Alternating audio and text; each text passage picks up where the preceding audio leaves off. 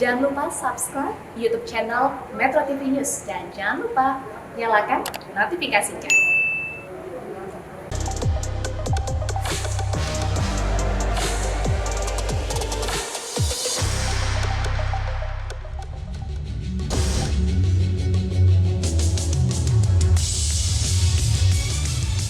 Selamat malam pemirsa, pemerintah memberlakukan larangan ekspor minyak goreng dan minyak sawit atau crude palm oil (CPO) mulai 28 April 2022. Larangan ini diberlakukan untuk memastikan kesediaan minyak goreng dalam negeri yang mengalami gejolak sejak akhir tahun lalu, tahun 2021. Hampir 3 pekan larangan ini diberlakukan, belum ada tanda-tanda kapan akan direvisi. Sementara itu sudah muncul desakan untuk segera mencabut larangan ekspor ini karena dinilai banyak berdampak negatif. Selain itu, harga minyak goreng di pasar ternyata juga belum turun signifikan usai larangan ekspor ini diberlakukan. Pemirsa, apa saja dampak larangan ekspor minyak goreng dan CPO ini dan mengapa pasokan minyak goreng masih saja bermasalah? Bersama saya Leonard Samosir, pemirsa nilai Economic Challenges dalam episode Dilema Larangan Ekspor CPO.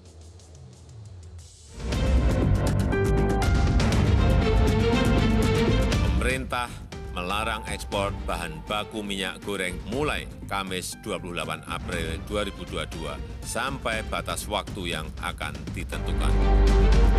Kondisi petani sawit saat ini sejujurnya sudah diambang kebangkrutan. Karena sebagian pabrik kelapa sawit sudah tidak menerima TBS dari petani.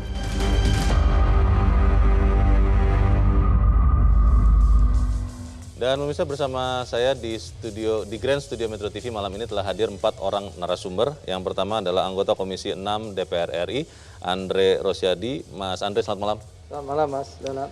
Kemudian juga telah hadir Ketua Umum Asosiasi Pedagang Pasar Seluruh Indonesia atau APPSI, Sudaryono. Mas Sudar, selamat malam. Malam, Mas Leonard. Ketua Umum Asosiasi Pengusaha Retail Indonesia atau APRindo, Roy Nicholas Mande. Pak Roy, selamat malam. Selamat malam, Mas Leonard. Dan juga telah hadir pengamat ekonomi dari Indef, Rusli Abdullah. Pak Rusli, selamat malam. Malam, Mas. Dan Bapak-Bapak dan para pemirsa, kita akan melihat dulu sebelum kita mulai diskusi ulasan berikut ini. Sejak akhir tahun 2021, terjadi gejolak kesediaan minyak goreng di Indonesia. Harga eceran di pasar-pasar melambung tinggi mengikuti tren harga dunia. Atas nama rakyat, pemerintah kemudian memutuskan harga eceran minyak goreng sebesar Rp14.000 per liter. Celakanya, kebijakan ini justru membuat minyak goreng semakin langka. Aturan satu harga kemudian dicabut pemerintah dan tiba-tiba saja minyak goreng kembali membanjiri pasar-pasar. Jangan sampai kita ini seperti biasanya dan tidak dianggap oleh masyarakat nggak melakukan apa-apa. Tidak ada statement, tidak ada komunikasi, harga minyak goreng sudah 4 bulan, tidak ada penjelasan apa-apa, kenapa ini terjadi. Menjelang Hari Raya Idul Fitri, pemerintah kemudian mengeluarkan kebijakan baru lagi.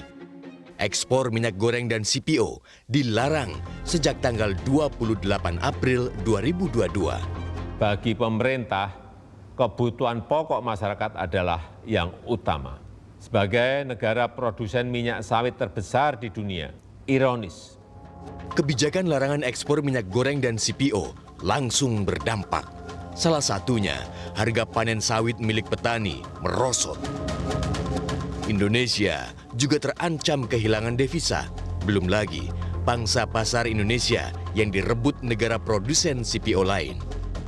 Pertanyaannya kini, sampai kapan aturan larangan ini akan dipertahankan? Dan mengapa persoalan minyak goreng tak kunjung beres-beres?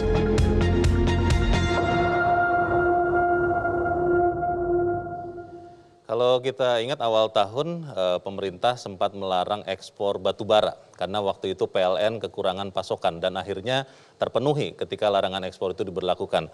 Tapi apakah kemudian larangan ekspor CPO dan minyak goreng ini membuat memang harga minyak goreng turun, lalu juga pasokan tersedia? Saya ingin bertanya dulu ke Pak Sudaryono, Pak Sudaryono.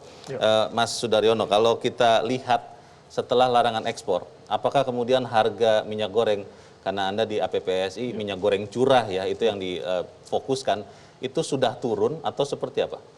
Baik, jadi minyak goreng curah ini kan adalah komoditi yang pendistribusiannya ya, itu kan tidak bisa melalui jaringan atau saluran retail modern. Jalur satu-satunya adalah melalui pasar tradisional, pedagang tradisional, tidak ada jalur lain. Oke. Nah, sehingga bagi kami APSI setelah tanggal 28 April dilarang, memang kita semua saya yakin merasakan bahwa memang tidak cukup signifikan untuk, maksudnya begini, Presiden melarang, ya dengan melarang itu kan sebetulnya tujuannya kan dibendung kemudian dibanjirilah pasar-pasar itu kan tujuannya kira-kira seperti itu. Pada kenyataannya kan tidak banjir gitu. Harganya sekarang berapa ya? Waktu sebelum dilarang dengan sekarang itu kira-kira berapa perbedaannya? Jadi begini, minyak goreng curah ini kan diatur. Dari sebelum ada larangan ekspor CPO, kan memang minyak goreng ini kan memang sudah diatur harganya 14.000. Tapi karena itu tadi, karena gini, kenapa minyak goreng curah ini kenapa jadi langka kan banyak lah, misalnya orang berpendapat macam-macam ya gitu. Ada yang menimbun katanya. Ya, ada yang menimbun dan seterusnya. Tapi yang jelas itu adalah begini, adanya shifting, orang misalnya tadinya minyak goreng kemasan merek tertentu harganya 1 liter 12.000 misalnya. Sekarang jadi 24.000 1 liter, artinya naik 100%. 2 kali lipat. Sehingga sesuai dengan kemampuan ekonomi yang dia punya, itu ada shifting. Orang tuh jadi pengen ada alternatif dengan uang yang dia punya. Saya beli minyak goreng curah aja deh gitu. Karena harganya tidak jauh beda dengan harga dulu. Dengan harga dulu. Walaupun memang secara kualitas memang lebih baik yang di minyak goreng kemasan. Itu kita semua. Hanya memang pada saat konsumen itu ingin alternatif gitu. Kenyataannya di lapangan itu barangnya tidak ada. Nah, itu satu kondisi ya, satu kondisi. Sehingga walaupun sudah ada drop, sudah ada dari BUMN atau misalnya dari Kementerian Perindustrian dan seterusnya, saya katakan apa adanya bahwa kondisi real di pasar-pasar tradisional di mana kami mendapatkan laporan dari daerah-daerah memang tidak signifikan jumlahnya dalam pendistribusiannya minyak goreng curah ini. Jumlahnya. Karena jumlahnya tidak signifikan, tidak sampai banjir, mau nggak mau kan demand lebih tinggi daripada supply, ya hukum ekonomi Bang. Harganya bertahan. Harganya di kisaran 17.000, 18.000, 19.000 1 liter minyak goreng curah. Di seluruh Indonesia ya? Ya variatif. Memang kita harus akui bahwa memang pabrik minyak goreng kita ini kalau dilihat sebarannya memang sebagian besar itu berada di wilayah Indonesia bagian barat. Sumatera dan Jawa. Betul. Nah, untuk suplai yang kita masih bicara, saya bicara misalnya untuk daerah Jabodetabek, Jawa Barat, Jawa Tengah. Kita belum bicara misalnya Sulawesi Tenggara, Gorontalo, Maluku Utara misalnya, itu mungkin barangkali kondisinya jauh lebih sulit gitu. Ya. Jadi itu kondisinya saya nyatakan bahwa memang kita sangat menghargai keputusan drastis dari Bapak Presiden.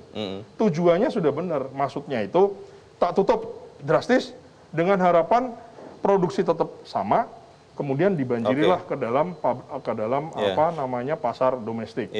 Pada kenyataannya saluran-saluran pendistribusian di pasar domestik ini menurut saya menurut kami ya, pedagang itu tidak cukup signifikan kami dapat suplainya. Yang ada adalah produsen mengurangi produksi minyak gorengnya, produsen mengurangi produksi CPO-nya, sehingga akhirnya ya petani ada yang protes, demo, harga TBS-nya turun dan seterusnya. Gitu. Jadi real kondisi di lapangan saat ini saya harus katakan apa adanya, tidak cukup signifikan, tidak cukup banjir untuk sampai dengan masyarakat itu benar-benar bisa tersuplai, terpenuhi kebutuhan minyak gorengnya. Terima kasih Mas Sudar. Kalau itu gambaran pasar tradisional atau pasar becek begitu ya, kalau saya boleh katakan.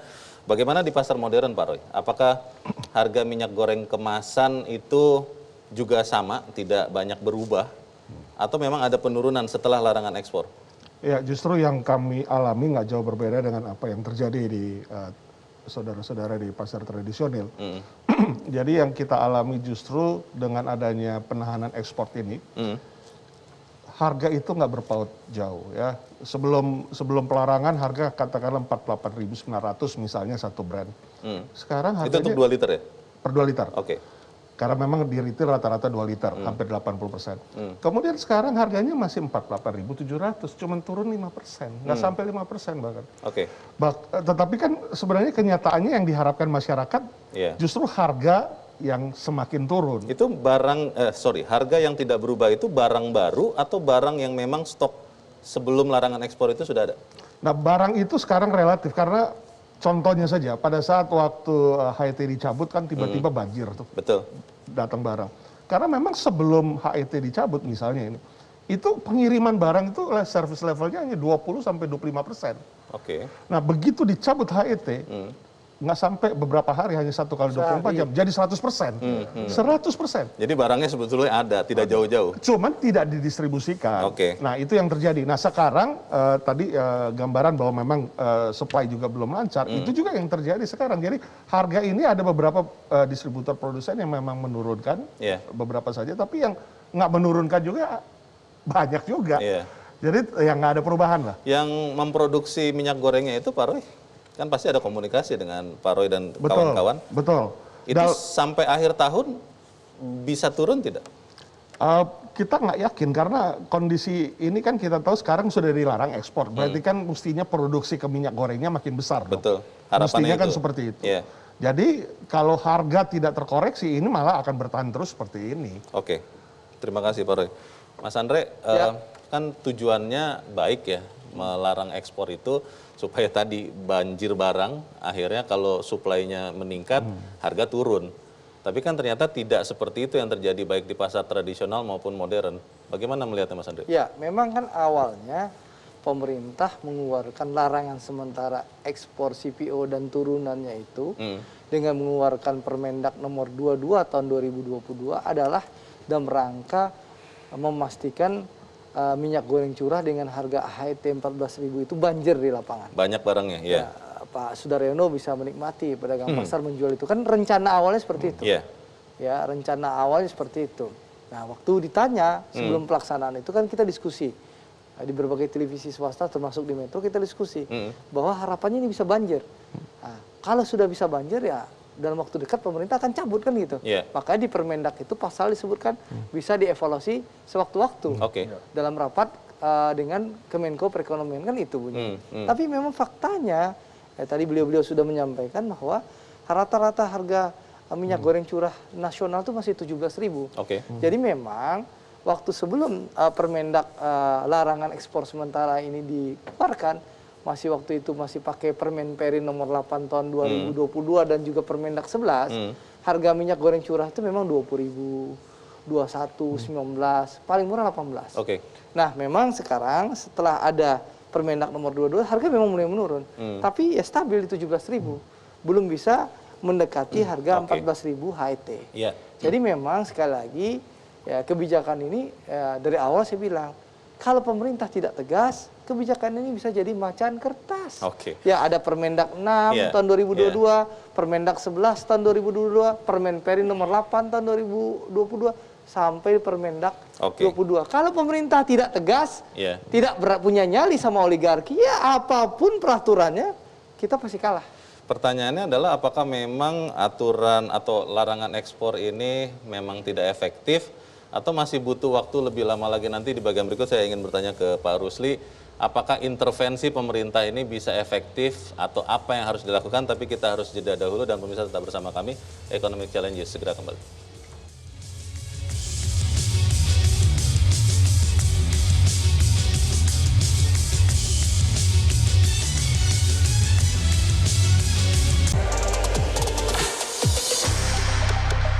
Bagi pemerintah, kebutuhan pokok masyarakat adalah yang utama. Ini prioritas paling tinggi dalam pertimbangan pemerintah setiap membuat keputusan. Sebagai negara produsen minyak sawit terbesar di dunia, ironis kita malah mengalami kesulitan mendapatkan minyak goreng. Saya minta para pelaku usaha minyak sawit untuk melihat masalah ini dengan lebih baik, dengan lebih jernih. Dan saya sebagai Presiden tak mungkin membiarkan itu terjadi. Sudah 4 bulan kelangkaan berlangsung dan pemerintah sudah mengupayakan berbagai kebijakan, namun belum efektif. Oleh sebab itu, pemerintah memutuskan untuk melarang ekspor bahan baku minyak goreng dan minyak goreng ke luar negeri. Itu pernyataan Presiden Joko Widodo terkait dengan pelarangan ekspor. Pak Rusli, apakah memang kebijakan larangan ekspor itu yang tidak efektif atau memang kita perlu waktu lebih lama? Karena kan kita sama-sama tahu policy itu pasti butuh waktu juga untuk efektif. Bagaimana Anda melihat? Oke Mas, ya jadi kalau bicara efektif apa tidak, kita harus lihat goals-nya ya. Goals-nya kan tadi HET 14.000 untuk minyak goreng curah. Yeah. Tadi disampaikan oleh Mas Sudaryono bahwa atau Pak Andre belum ada harga minyak curah yang levelnya 14.000. Tapi 17, 18. Saya dapat data hari ini itu ada 17.000 di daerah Sumatera Barat, kemudian di Kalimantan Barat, dan beberapa masih ada di angka 22.000. Bahkan di Maluku masih di angka misalnya 30.000 per liter seperti itu. Di pasar tradisional. Ini berarti bahwa kalau kita bicara masalah goals-nya ini adalah HET 14.000, berarti belum efektif seperti itu. Nah, tadi Mas Raymond bilang apakah kebijakan yang lain itu efektif? Saya kira belum juga. DMO DPO atau subsidi ataupun yang namanya yang bulan Januari kemarin ya, itu belum ada yang efektif karena goals-nya HET 14.000 atau yang 11.000 itu belum terpenuhi. Nah, pertanyaannya gini, apakah ini perlu waktu? Yes, berarti policy itu butuh waktu ya, butuh sebuah time lag. Tapi masalahnya kan kita selama ini diperlihatkan sebuah policy yang tiba-tiba zigzag ya, dari A ke B ke C ke D seperti itu. Dan ini yang terus. Yap, betul seperti itu. Dan saya kira gini Mas, kita apresiasi bahwa pemerintah selalu berusaha ya secara maksimal untuk menghadirkan harga minyak goreng yang murah. Tapi gini, saya melihatnya ketika larangan ekspor ini adalah seperti gini Mas, seperti tidak menyeimbangkan antara kepentingan masyarakat dan pelaku usaha ya, seperti itu. Pelaku usaha dia pengen ada usaha yang terus berjalan, profitnya oke, masyarakat butuh ada yang namanya harga yang terjangkau. Tapi kalau saya lihat selama ini, yang terakhir ini adalah lebih kepada bagaimana menghadirkan harga minyak goreng yang murah. Tapi ada dampak yang bagi ke pengusaha yang mungkin perlu diperhatikan oleh pemerintah, seperti itu. Ada indikasi bahwa benar yang dikira selama ini ada mafia minyak goreng, atau tadi sebelum kita di panggung ini Mas Andre bilang oligarki katanya begitu, atau memang masalah mengaturnya saja nih, tata niaganya saja yang tidak begitu efektif? Oke, kalau kayak dengan masalah oligarki itu mafia itu ini ya mungkin ranahnya dari pihak berwajib, dan kita lihat Kejagung sudah menangkap ya, tambah lagi tersangkanya ya, betul, hari ini tinggal kita kawal aja dan apresiat. Nah, tapi lebih dari itu saya berpendapat bahwa ini lebih kepada technical di implementasi di lapangan, seperti itu. Kita lihat data ketika bulan Maret itu, ketika demo DPO memang harga sempat turun Mas, harga sudah turun, tapi ketika di tengah-tengah dicabut demo DPO, ada subsidi, harga mulai naik langka.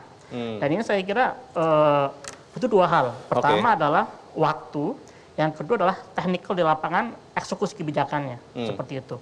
Baik, Mas Sudar, kan bertemu dengan rakyat langsung ya, dan sekarang sudah mulai turun minyak goreng curah. Saya bertanya dulu ke Mas Sudar karena kelihatannya kalau di asosiasinya Pak Roy tidak bergeming itu harganya ya, dan katanya kan daya belinya lebih kuat ya Pak ya, tidak usah terlalu kita pikirkan begitu. Nah, tapi kalau di pasar tradisional, sebetulnya ada tidak sih solusinya supaya kemudian larangan ekspor yang sangat pahit ini sebetulnya untuk semua pihak itu efektif akhirnya? Ya, jadi kan begini, kami ini dari awal itu kan ada satu tagline yang kami selalu dengungkan di setiap wawancara, di setiap diskusi, di Kadin dan lain-lain. Kita sampaikan bahwa kalau minyak goreng curah banjir di pasar-pasar tradisional, udah nggak ada lagi orang bahas-bahas minyak goreng. Nah, hanya kan ini sekarang caranya bagaimana? Presiden misalnya mengambil langkah cara melarang ekspor. Nah, kalau kami, satu melarang ekspor, satu kebijakan drastis, saya kira juga mungkin perlu juga diambil untuk menunjukkan pemerintah ini nggak boleh kalah juga dengan swasta. Gitu. Negara ada. Negara itu harus hadir membela rakyatnya. Gitu. Jadi itu satu message yang menurut saya juga saya kira kami dari Asosiasi Pedagang Pasar juga kami merasakan itu. Itu semacam message yang kuat, strong message dari seorang kepala negara bahwa pemerintah negara hadir membela rakyatnya. Hanya memang masalahnya kan setelah dibendung, maka bagaimana sih sebetulnya cara yang paling efektif untuk mendistribusikannya gitu. Supaya barang banyak dan harganya terjangkau. Betul, kami ada sebetulnya dari awal, dari pertama kami mengusulkan dua hal. Yang pertama, dua hal itu maksudnya dua hal yang beruntun ya. Yang pertama adalah memang tidak bisa hajat hidup orang banyak ini digantung atau diserahkan kepada mekanisme swasta. Mekanisme pasar. Jadi kami sangat mekanisme swasta, Bang, maksud saya. Mekanisme swasta adalah bagaimana jaringan dari pabrik kelapa sawit sampai dengan jaringan D1, D2 dan seterusnya itu menggunakan jaringan, misalnya pabrik kelapa sawit punya anak perusahaan pabrik minyak goreng, punya anak perusahaan D1, D2 dan seterusnya. Nah, kami mendorong, ya, yang tadi dikatakan Mas Andre, kami mendorong, kami sebagai, sekali lagi kami pedagang pasar ini kan orang yang paling hilir, yang dari rantai distribusi ini. Kami mendorong ada alternatif source atau sumber supply kepada kami. Yaitu kami mendorong kepada pemerintah untuk menguasai fisik. Kalau perlu negara beli, 20-30% DMO, DPO itu dibeli negara. Gitu. Dengan harga yang ditentukan oleh negara, dan pendistribusiannya menggunakan misalnya jaringan-jaringan BUMN. Kenapa BUMN? Bedanya BUMN dengan swasta adalah kalau BUMN itu kan ada BPK masuk di situ, ada unsur negara di situ. Banyak unsur pemaksa begitu. Banyak unsur yang bisa dikontrol oleh pemerintah. Karena ini ya sesuai dengan Undang-Undang Dasar pasal 33 ayat 2. Cabang-cabang penting, produksi yang penting bagi rakyat banyak itu harus dikuasai oleh negara. Itu kan mungkin solusi jangka panjang, Mas Sudar. Tapi kalau solusi jangka pendek sekarang nih, ketika kita bicara ini kan larangan ekspor itu masih berlaku. Petani sawit sudah banyak yang menjerit karena ya sawitnya harus dibiarkan busuk, ada beberapa karena tidak ada yang membeli.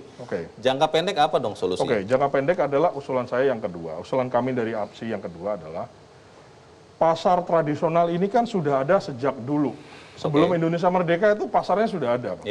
Nah, pasar-pasar ini sudah ada dari zaman dulu, Indonesia merdeka sampai sekarang pasarnya masih ada. Pasar ini adalah aset milik pemerintah daerah. Kabupaten, kota, provinsi, kabupaten. Kabupaten, kota, provinsi, bahkan ada yang provinsi itu punya pasar induk lah misalnya. Yang pembinaannya itu dilakukan oleh dinas-dinas perdagangan. Yang di bawah bupati dan wali kota dan seterusnya.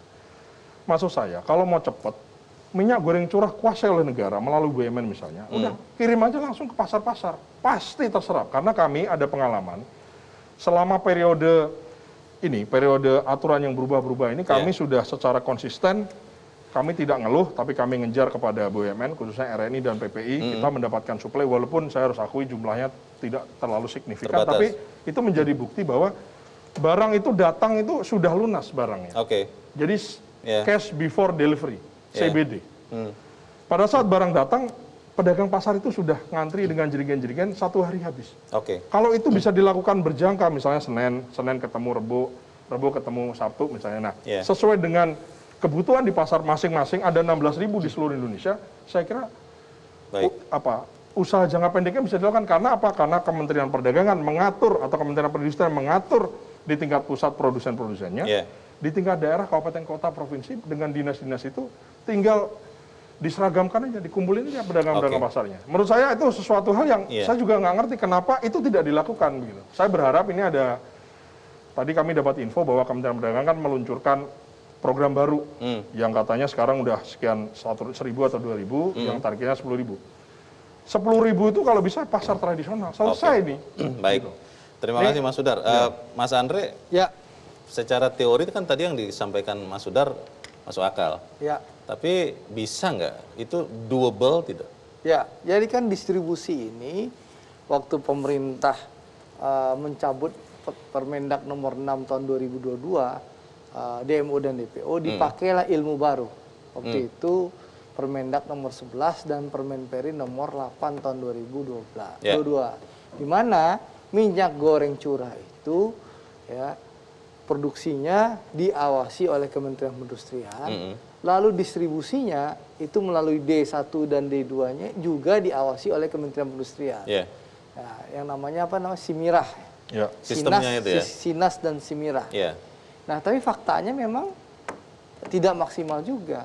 Harga minyak goreng curahnya malah lebih sulit ditemukan waktu implementasi. Akhirnya pemerintah kembali ke Permendak 22. Nah, caranya seperti apa sekarang? Ya usulan dari APSI baik. Itu perlu nanti kita akan sampaikan kepada Mendak dalam raker. Kalau bisa, saya berharap sih Kamis sudah bisa raker. Kalau tidak paling lama Senin dengan Pak Mendak. Karena kita berpacu waktu. Ya, minyak goreng curahnya masih belum ketemu dengan harga HET. Sekarang petani sudah berteriak. Di dapil saya, di Damas Raya, Pasaman Barat itu sebuah teriak. Kenapa? Petani sawitnya merasa terzolimi dengan kebijakan ini. Nah, padahal harapan kita dari awal pemerintah seharusnya sudah mengantisipasi. Di satu sisi memastikan harga minyak goreng itu sesuai dengan HET, di satu sisi memastikan bagaimana nasib petani dijaga dengan Permentan nomor 1 tahun 2018. Tapi dua-duanya nggak jalan, dua-duanya nggak efektif. Nah, sekarang memang Kemendak sudah bikin aturan baru nih, bikin program baru, namanya Migo Rakyat, yang dikatakan sampai akhir Mei ini akan ada 10.000 titik. Nah, kita akan dorong 10.000 titik itu ada di pasar-pasar tradisional. Itu satu. Yang kedua, saya diskusi di salah satu TV swasta tadi sore, itu disampaikan, ada waktu itu, dalam diskusi itu Direktur Utama Holding Pangan, ID Food. Nah, Saudara Frans menyampaikan, Bang Andre, sebagai BUMN kami ditugaskan, tapi dalam 10.000 titik itu kami hanya mampu 5.000 sampai akhir bulan. Sisanya mungkin ada Bulog, juga ada pihak swasta. Dan ini pakai sistem aplikasi untuk mengontrol, memastikan bahwa masyarakat, pembeli bisa membeli sesuai dengan harga HET 14.000. Nah, ini programnya Kemendak. Nah, ini kami akan tanyakan Kemendak, jangan sampai program Kemendak itu bagus di atas kertas saja. Itu lagi. Itu pertanyaan besarnya. Kalau tadi saya sempat... Kan capek Mas 8 bulan loh. Presiden bilang 4 bulan, ini 8 bulan. Oktober, November, Desember, Januari sampai bulan Mei ini. 8 bulan udah dihitung. Belajar dari kasus batubara kan akhirnya dicabut larangan ekspornya. Nah, apakah kemudian kalau memang tidak terlalu efektif, perlu dicabut larangan ekspor CPO? Tetap bersama kami, Economic Challenges segera kembali.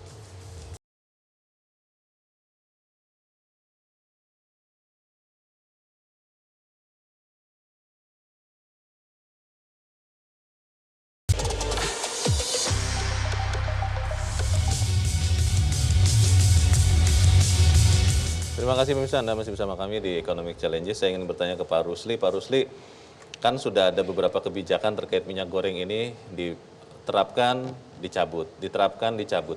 Lalu kalau bicara larangan ekspor, kalau memang tidak terlalu efektif, apakah memang saatnya sekarang untuk menurut Anda dicabut saja?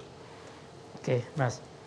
Saya dapat laporan dari teman saya di Riau, jadi dia bicara ke saya, seminggu lagi dia tangkinya penuh, sehingga kalau saya dia nggak jual CPO-nya dia nggak akan panen.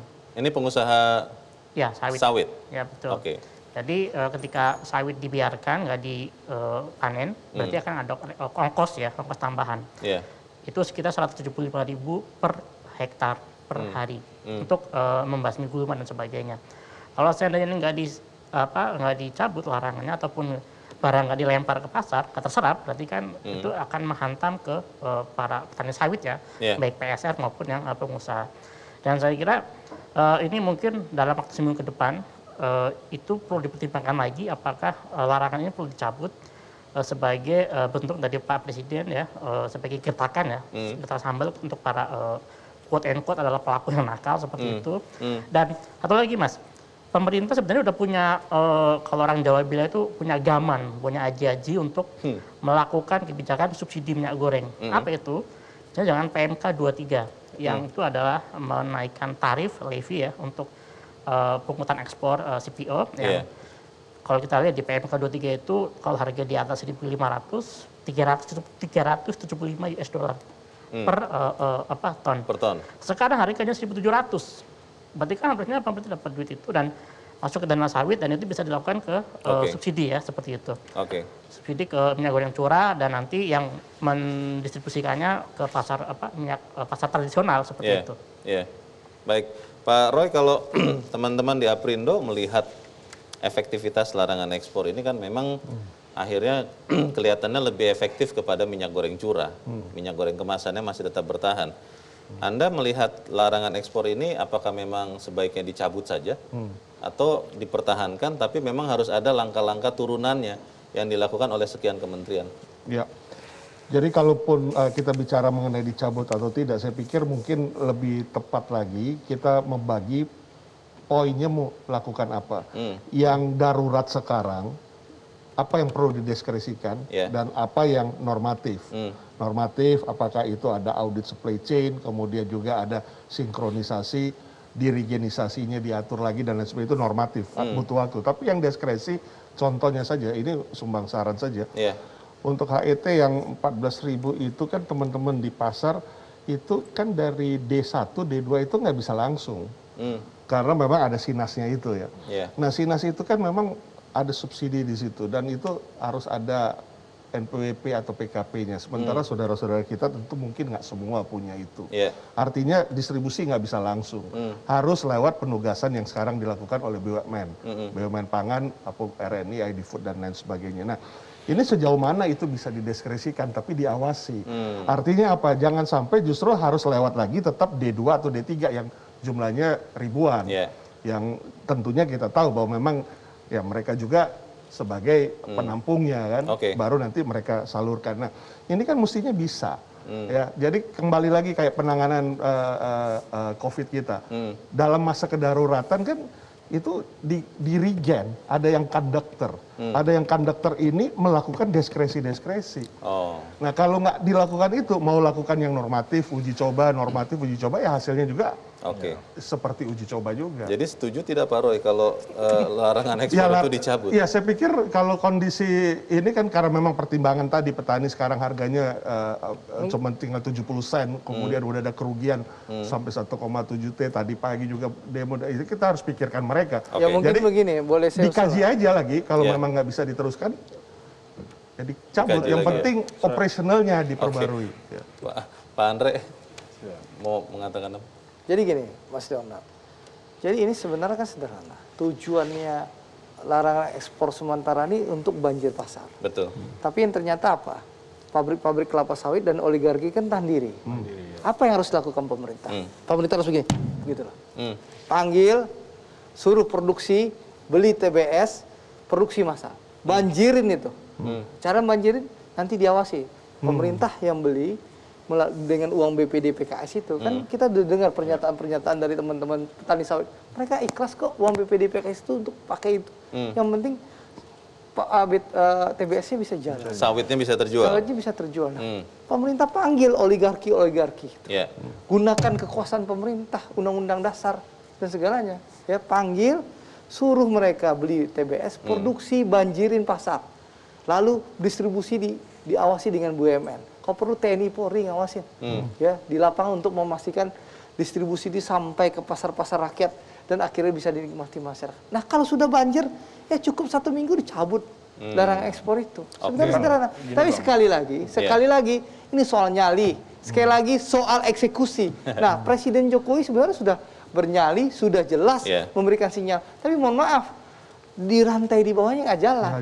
Dan ini perlu evaluasi. Gitu lah. Kalau boleh nambahin Bang ya, Bagaimana, sebetulnya kan ada satu case yang kita bisa belajar bagaimana Perum Bulog misalnya itu dengan segala kekuasaan yang diberikan mengatur stok beras. Itu kan artinya bahwa Bulog itu kan menjadi kepanjangan tangan pemerintah atau dan negara. Efektif ya, jaga beras itu jaga efektif beras, ya. Kalau kurang impor dan seterusnya ya memang ada kebijakan impor tuh nanti itu mungkin diskusi yang lain. Tapi yang jelas dalam hal untuk menjaga stok beras dan fluktuasi harga itu kan relatif cukup berhasil.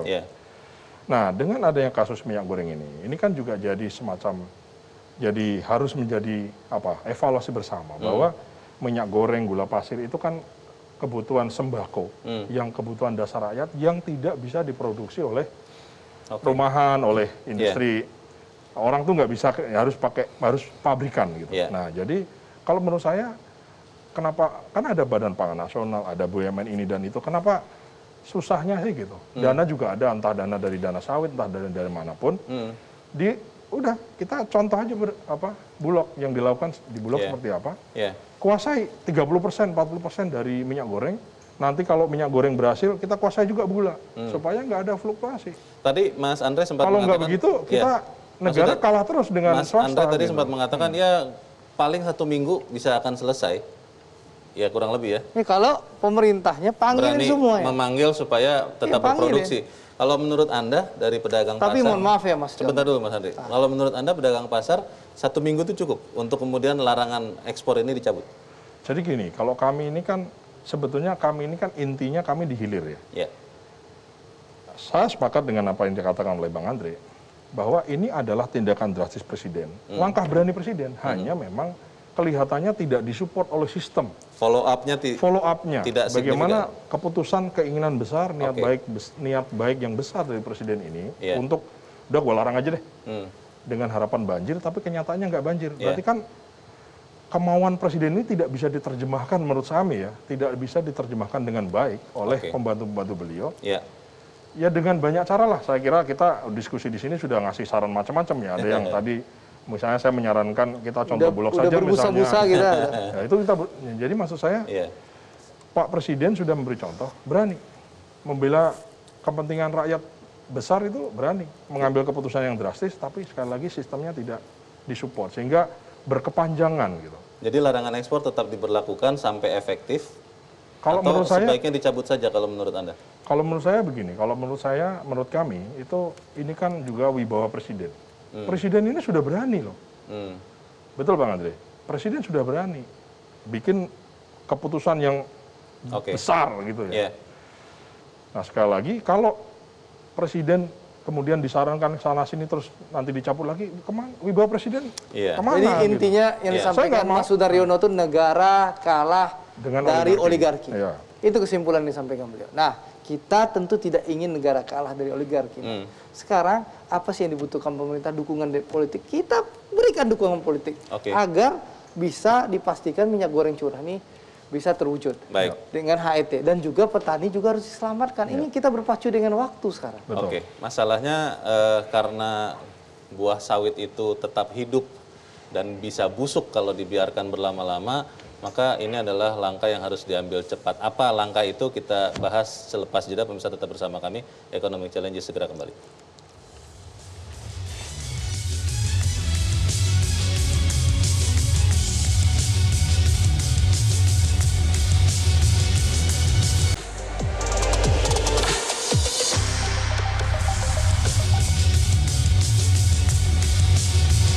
Terima kasih pemirsa, masih bersama kami. Kita di bagian akhir dari diskusi kita malam ini. Mas Sudaryanto, Sudaryono, apa yang akan bisa dilakukan pemerintah dalam waktu singkat untuk memastikan efektivitas larangan ekspor ini dan efektifnya menurunkan harga minyak goreng? Ya saya sekali lagi pasar tradisional harus banjir minyak goreng curah. Banjir minyak goreng curah. Yang dilakukan dengan itu tadi. Satu, pasar tradisional begitu banjir minyak goreng curah, yakin dan percaya polemik minyak goreng ini udah nggak ada diskusi lagi di TV-TV, nggak ada. Yang nomor dua, cara instannya pakai pasar tradisional yang sudah dibina oleh pemerintah daerah, sudah dibina oleh pemerintah pusat, pakai. Itu orang sudah berkumpul di satu titik, homogen, ya udah drop aja, udah yakin dan percaya itu terserap dengan baik. Itu nomor dua. Nomor tiga, jangka menengah dan jangka panjangnya ini jadikan evaluasi. Negara tidak boleh kalah dengan swasta. Negara harus kuasai fisik dari komoditi penting yang yang dimana jutaan rakyat kita itu bergantung terhadap komoditi itu. Ada 11 atau 12 bapokting. Di mana 11 atau 12 bapokting itu tinggal dibagi. Apakah minyak goreng kemana, gula kemana. Jadi negara punya, jadi saya punya anggapan begini, kalau negara kuasai fisik Bang, nyaho itu orang-orang itu. Karena apa? Karena negara punya stok, buffer stok yang orang mau spekulasi, mau lakukan apapun, negara itu demi rakyatnya bisa punya keleluasaan karena memiliki dan menguasai dari stigma masa lalu soal ada patgulipat di Bulog zaman dulu, itu bagaimana itu maksudnya? Nah kalau menurut saya gini, lebih baik kalau apapun ada patgulipat di Bulog itu menurut saya jauh lebih bisa diawasi daripada patgulipat itu terjadi di swasta. Karena sesama pemerintah juga. Karena Bulog itu diawasi, dimiliki oleh pemerintah, diawasi pemerintah, direksinya ditunjuk oleh pemerintah. Karena ada unsur APBN maka diaudit oleh BPK. Jadi menurut saya instrumen pemerintah untuk intervensi ke dalam Bulog itu jauh lebih besar untuk mengatur dibandingkan diserahkan kepada mekanisme pasar, mekanisme swasta begitu. Larangan ekspor tetap diberlakukan saja atau dicabut saja? Kalau menurut saya sampai dengan banjir, kita jaga wibawa presiden sampai dengan banjir di pasaran. Larangan ekspor diberlakukan, tapi tentu dengan memperhatikan situasi yang terjadi di lapangan gitu. Terima kasih, Pak Roy. Ya kalau saya mau menambahkan bahwa minyak goreng ini masih kena PPN. Jadi ada program yang tadi saya kasihkan pandangan bahwa perlu ada diskresi. Kalau perlu ini DTP dulu. Karena memang kemasan maupun juga ini kan curah nggak tercapai sekarang.